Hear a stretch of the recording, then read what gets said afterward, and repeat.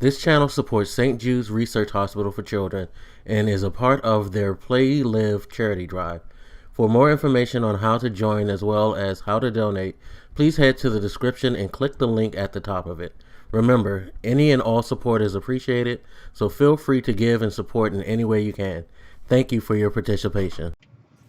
What up, everybody? This is your boy Blak Magus, and back with another old gamer rant. And this one is, I think, kind of interesting because I did a lot of thinking today about the Nintendo Switch and its launch, and how people talk about how its launch lineup's not strong enough.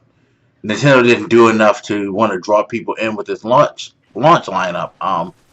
And while I feel the same, I have to be fair to Nintendo and ask this question because I was looking at an article talking about that, and then I thought about the PlayStation 1. I'm sorry, not PlayStation 1. God, it's late, so you can tell I'm tired. The Xbox One and the PlayStation 4 launch. And, a lot of people like to say you can't sell a console without a game. There has to be a particular game to sell a console on it. You have to have that, at least that blockbuster game to sell a console on. And when you look at all three of these consoles, Nintendo's actually doing it better than Microsoft and Sony, in the sense that The Legend of Zelda, while a lot of people dispute it being a console seller, it is a big draw to Nintendo's brand. It is always something that people are looking forward to, and has always been one of their flagship titles. Now, do I think that it is the game that's going to be that big draw that's going to make everybody like, you know what, I need to get a Switch? No, because there are numbers to dispute the idea that Zelda is a quote-unquote console seller. Mario seems to be their biggest console seller because Mario just sells no matter what. But Link is a very popular character. That being said, I believe the most that they've ever sold when it came to a Zelda game is somewhere between 8 to 9 million, which, you think about a series like Halo. When the first Halo came out, I think that sold, 12?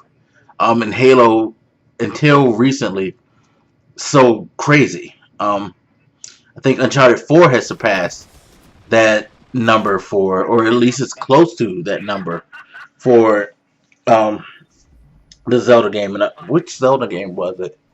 Oh my god, I cannot remember the title that I read it was. Oddly enough, it wasn't Ocarina of Time, which everybody just thinks is the greatest Zelda game of all time. But it wasn't Ocarina of Time. Was it Wind Waker? I don't even think it was Wind Waker. I think it was honestly Twilight Princess, but I have to go check that. In any event, the thing is, Zelda to a lot isn't considered a console seller, but it's that big draw, it's that big name. And when you look at the PlayStation 1 and the Xbox PlayStation 1, the PlayStation 4 and the Xbox One, yeah, I need to get to bed soon, people. But if you look at the PlayStation 4, Xbox One, look at the launch titles. Look at what we got. We actually didn't get a big name exclusive in a lot of people's eyes. Me personally, looking at the Xbox One's launch lineup, biggest exclusive title on that list probably was Dead Rising 3, because even though they had Rise, Son of Rome, that was the game that was probably the most known. Killer Instinct maybe, but again, Killer Instinct probably not as big, only because of nostalgia. At the time, only because of nostalgia, because Killer Instinct is a great fucking game, by the way. If you haven't played it, play that fucking shit. If you got a PC, grab it. If you got an Xbox One and you haven't played it, what the fuck is wrong with you? Yeah, so it's either Dead Rising or Killer Instinct as the biggest name. Or I guess if you want, you could throw Rise in that mix. As far as, and yes, that's my phone going off in the background. I'm so unprofessional. As far as the PlayStation 4's like big first party launch title, Killzone Shadowfall. And if you want alternatives, I guess you could say Resogun or Knack. It wasn't. We really didn't launch either of those platforms with big games. What we did have, though, is the promise.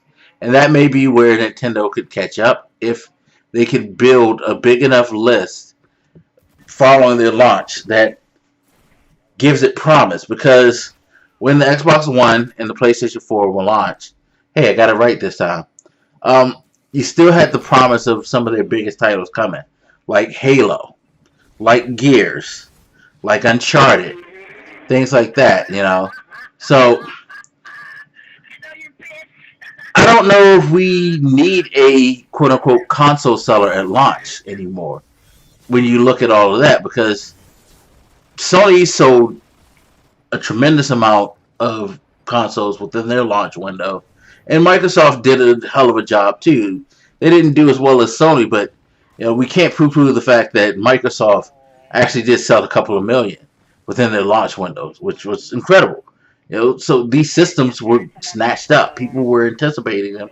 They grabbed them, but we don't give Nintendo, of course, that type of leeway. Mind you, looking at what the Switch is made up of, and a lot of the controversy with the pricing of accessories and things like that, Nintendo didn't do a good job of marketing that. They didn't sell it well. They didn't package it well. They didn't price it well outside of the console itself. So they have caused some of their issues, but just looking at from a system to system to system basis, uh, do we need to have that big out the gate superstar stud game to be a quote unquote console seller? I think ultimately what it's going to come down to, what it came down to with especially the PlayStation 4 and to a lesser extent the Xbox One, came about what the consoles can do and what they're going to offer. A lot of people don't think that Nintendo is offering something that they want, whereas Microsoft and Sony offered something that gamers want, console gamers wanted at least. So it's just going to break down to packaging and how they promote it.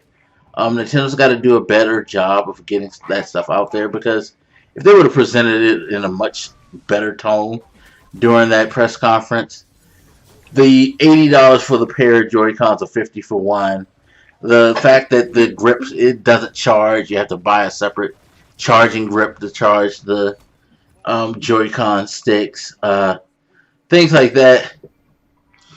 People would have found a way to accept it more, but I don't think Nintendo put it on a good presentation to begin with, and they didn't explain it in the best of light beyond the gimmicky stuff.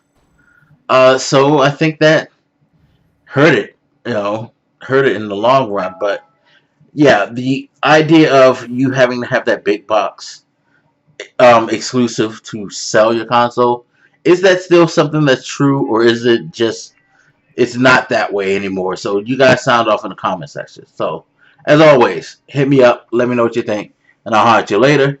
This your boy Blak Magus, and I'm out, y'all. Deuces.